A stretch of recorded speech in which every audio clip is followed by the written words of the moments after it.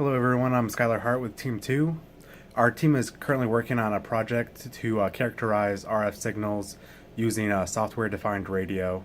The team is comprised of Hunter Riley, Guillermo Salcedo, and Marco Martinez. Our mentor for this project is Todd Simon from General Dynamics. Today we're going to go over 4 different components of the project, starting first with the technical data, and then we'll move right into how GR scan works, which is our signal detection block, and then finally right into how we characterize the signals, and finally Marco is going to wrap everything up with how we are overcoming the errors that we're finding in our project and how we're documenting this project. So the majority of our technical research was done last semester. One of the main parts of our research was finding out how HackRF works. And HackRF is our software-defined radio that we're using. One of the key components to ensuring our project was a success was understanding how this piece of hardware worked. The HackRF is a receiver that has the ability to plug into your computer using a USB. It also has an antenna that is screwed in to it using an SMA jack. First, the antenna is able to detect variations in the RF spectrum, and then from these variations, it sends the signal into the system. It then has an internally oscillated signal that breaks down that analog signal into 2 components, the I and Q, which is in phase and quadrature signals. Once it's in the I and Q signals, it's basically at baseband, which is at 0 hertz, centered at 0 hertz. Then from there, it moves into an analog to digital converter, and it uses an 8-bit sampling to recreate that analog signal. And this is really important for us because it tells us how accurate we're able to recreate the original signal and what our sampling could be at. And after this block, it goes into our signal detection, which is GR scan, which Hunter will explain more. Hello everyone, my name's Hunter. I'm going to tell you about the progress that we've made with signal detection for our project. We're using an open source program called GRScan, which will scan a specified range of frequencies and detect signals within that range, and then print that information out to a terminal. We've added in the ability to record that information into a CSV file and to save recordings of detected signals for further analysis.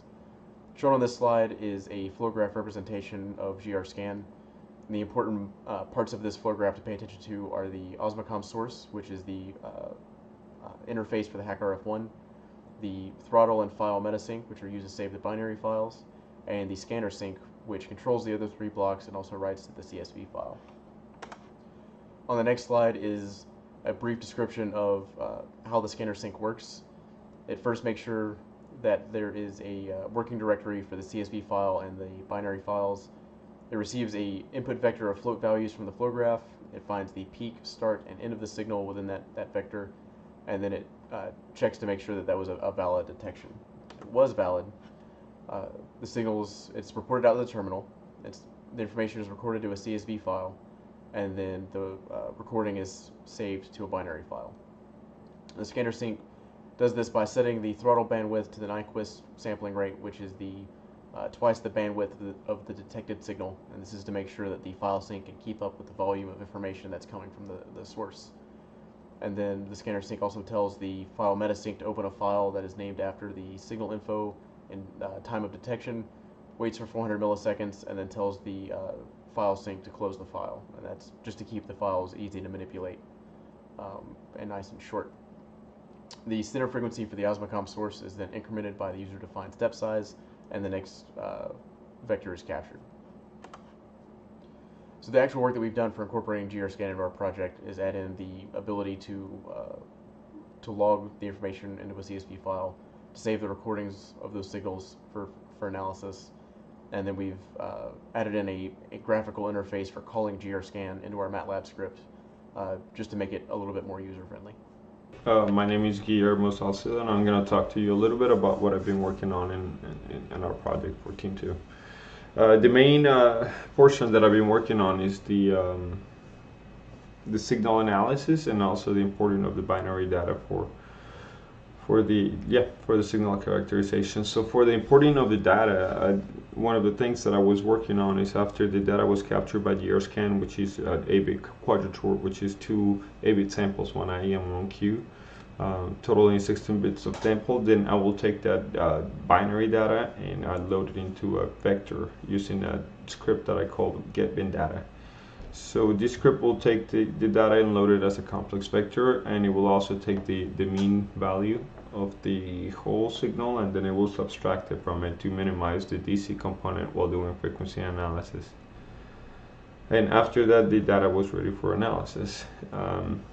Some of the things that were already accomplished by GRScan was the part of the signal characterization was the finding the intermediate frequency, the bandwidth, and the power of the signal. And so the role that I played on that, or that we were working on, was verifying that those values that were captured by GRScan were correct. For the most part, all that stuff happened to be in place, and if you looked at the figure 2 right there that shows the diagram, for the test setup that we used an FM generator and input an audio signal. I put it through a coax line with 70 dBs of attenuation and connected it straight directly to the hack array, bypassing the antenna. Measure the power and make sure that the power that the software was reading was correct with what we were expecting based on the power output of the FM transmitter. The main portion that I've been working on the signal characterization is the identification of the modulation, mainly on the FM side of the house. So when the main script executes and GRScan executes, then the following step will be analysis. And when you run when you type analysis into the program, then it will start with running the function called isFM. What this function will do is it will return either true or false if the signal is identified as an FM signal or not. And the way that it will actually do the evaluation is it will use a standard deviation of the max power. So if you look at the peak right there on figure 3, if I see the peak move left or right in frequency, so they vary, then I know that my signal has some sort of frequency modulation within it. If it's between 20 Hertz and 20 kilohertz, which is the normal range for tonal voice or anything like that, then I'm gonna call that signal an FM signal. Right here in figure 4, you see the variance right here up and down of the max peak value of it. So if this peak value is varying left and right, I'm recording it right here. I'm looking at this variance right here. If the standard deviation, which is just the square root of the variance, is within the range that we spoke about, then the program will return true for isFM. For the signal characterization, the AM portion, so if this software, if the script is isFM, will happen to return a false value, then the main script will call an isAM value function. That if, like right here, it says that if I see a single peak right here and it's not varying on frequency, then I will evaluate its amplitude value, the amplitude changes on it. So I'm still working on that script. We have not finished it, but this is what the variance of the max peak value will look over time for a signal that's an AM signal, mostly steady. So what are some of the challenges that we faced while executing this part of the project was dealing with noisy signals, which is a real concern in life, right? Because most of the signals that we will receive will be noisy. That caused us to identify some FM, so to get some false positives on the FM modulation. We got past that by doing some averaging. So while I'm looking at this right here, going back on this slide right here, what we did was split this. Oh, I don't know what I'm doing. Something's going on. It split this on 10 segments and evaluated separately to make sure that I don't have any transient effect that's causing a false return, which is the same case that we were getting recording transient effects like this right here on this AM.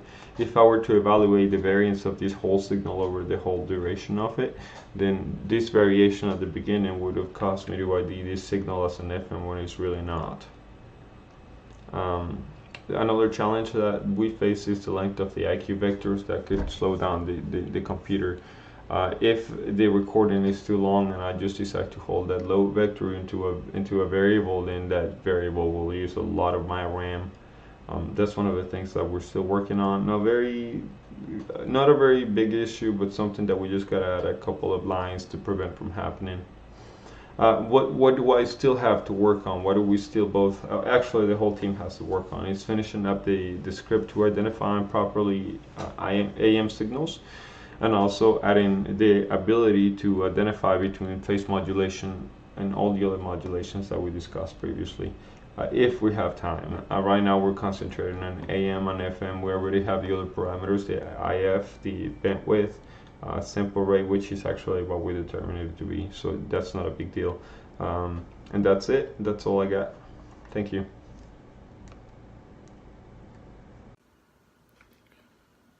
Hello, my name is Marco Martinez from Team 2, and I will discuss 3 topics for you today.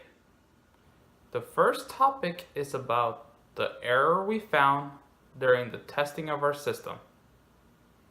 Specifically, we had multiple detections of wrong signals. This required additional work to fix it. The second topic is the importance of documentation. We have done this through our weekly blog posted on Blackboard, and it is important because it serves as a timestamp of our capstone progress. Also, for example, if another person was to pick up a software-defined radio, they would be able to read our documents and be successful in running the system on their own. The third topic is about what we are documenting.